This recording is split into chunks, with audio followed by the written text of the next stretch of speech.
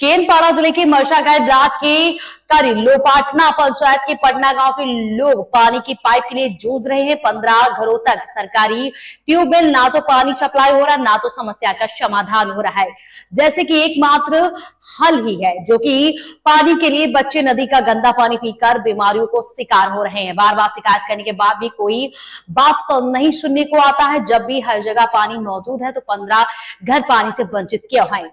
मंत्री गांव आते हैं पर तरह तरह के वादे करते हैं, चुनाव जीतने के बाद सब कुछ भूल जाते हैं। पानी की समस्या का समाधान नहीं हुआ तो गांव वालों ने चेतावनी दी है, जिला ऑफिस का घेराव करेंगे और चुनाव का बायकॉट करेंगे। केंद्रपाड़ा से स्पेशल रिपोर्ट ब्रह्मकार की। आमे पहुंचू केंद्रापड़ा जिला मार्साई ब्लॉक पाटकुड़ा निर्वाचन मंडल कलपन्ना पंचायत पाटना गाँव। आज्ञा ये 15 घर अच्छा ये कहबार अर्थ हूँ कौन ये 15 घर को आज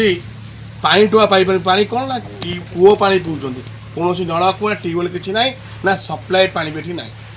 सरपंच आम कथा होलु तो कहवा था आम बार बार आम से विषय कहूँ से 15 घर पानी मिलने दरकार। आमर जेई महेश महाशय जो अच्छा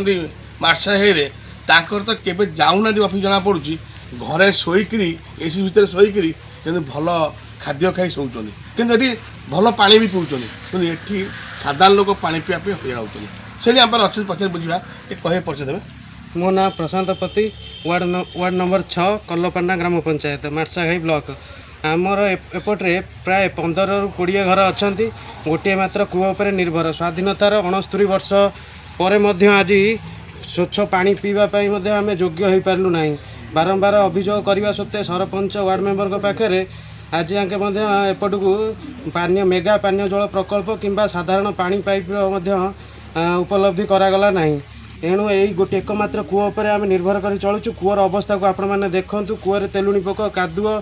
एकमात्र कूआ द्वारा हईजा डायरिया व्यापुची। एपाई विनीत अनुरोध करुँ कि आपण मान माध्यम तुरंत यार प्रतिकार करा जाऊ। सीधा शुणे पर जहाँ कहले इन्हें कहीं आम कहूँ से कूओ देखिए कौ भाई कूओ देखूँ कहीं देखिपे पानी कौ भाई बाहर वर्षा दिन पानी देख कूओ कौ भाई अवस्था अच्छी। ये साधारण लोक केन्द्रापड़ा जिले में जहाँ देखा मिलूँ कल्लपन्ना पंचायत भल पंचायत किंतु ये 6 नंबर वार्ड जो पाटना गाँटा 5 नंबर वार्ड जो अच्छी जो आम वार्ड अच्छी जो 5 और 6 मिसिंग रही है 5 नंबर वार्ड जो अच्छी आप देखिए पाटना गाँव ये 15 घर रोच। जिला प्रशासन को आम अनुरोध करूँ ये पानी समस्या ठीक अच्छी गवर्नमेंट ट्यूबवेल अच्छी ना ये सप्लाई पानी अच्छी कि आप देखिपे किए बाड़ी नहीं पानी मोड़ तो किए टांकी रे पानी लोड कर साधारण लोक 15 घर ये पानी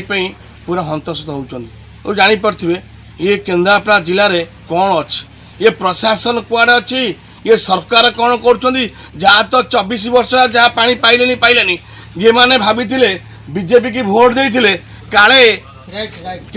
माने आमर बीजेपी सरकार आसला काले आमर पानी भल हम जेहेतु कि ये पानी समस्या कौन कहे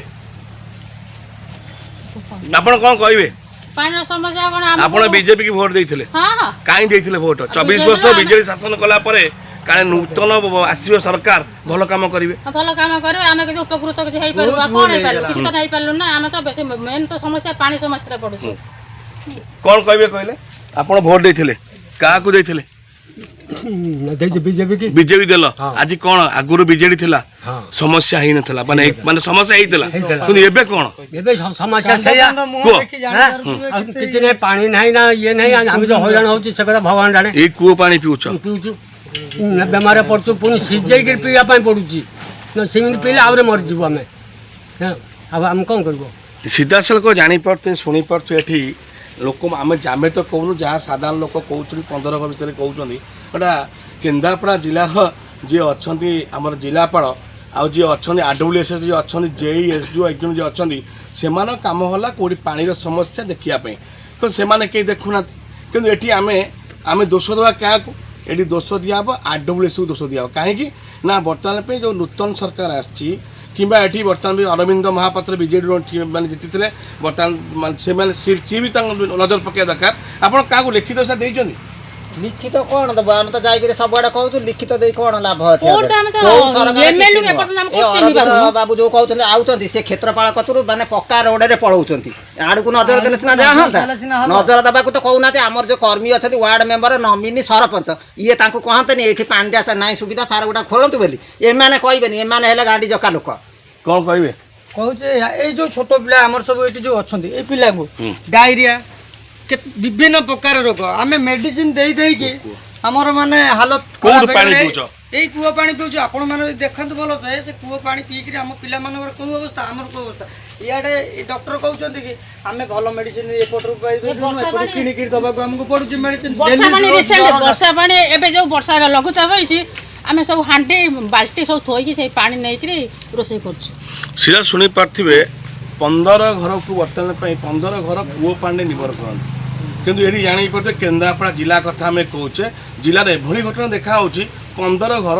କୂଅ ପାଣି ପିଉଛନ୍ତି ଆପଣ ଦେଖୁଥିବେ କୂଅ ସବୁଆଡ଼େ ଉଠିଗଲାଣି ଏ ଯେଉଁ ଗଭର୍ଣ୍ଣମେଣ୍ଟ ଯାହା କରୁଛି ବର୍ତ୍ତମାନ ପୁଣି ପୂର୍ବକୁ ଫେରିଲେ ପୁଣି ପୂର୍ବରୁ ଯେମିତି ଥିଲା କୂଅ ଥିଲା ବର୍ତ୍ତମାନ ସବୁ କୂଅ ଖୋଳିକି ପାଣି ପିଇବେ କାହିଁକି ନା ଡାଇରିଆ କେଉଁଠି କିଏ ମେଡ଼ିକାଲ ଗଲା ଏଠି ସରକାର ଚାହୁଁଛନ୍ତି ଏଭଳି ହଉ ବୋଲି ଆମେ କହୁନୁ ଯାହା ସାଧାରଣ ଲୋକ ଦେଖିବା ବାକି ହେଲା ଜିଲ୍ଲା ପ୍ରଶାସନ ଆମର AWS ଯିଏ ଅଛନ୍ତି ଜେଇ ମାସ କେବେ ଦୃଷ୍ଟି ଦେଉଛନ୍ତି କେନ୍ଦ୍ରାପଡ଼ାରୁ ନାମ ରିପୋର୍ଟ ଆର୍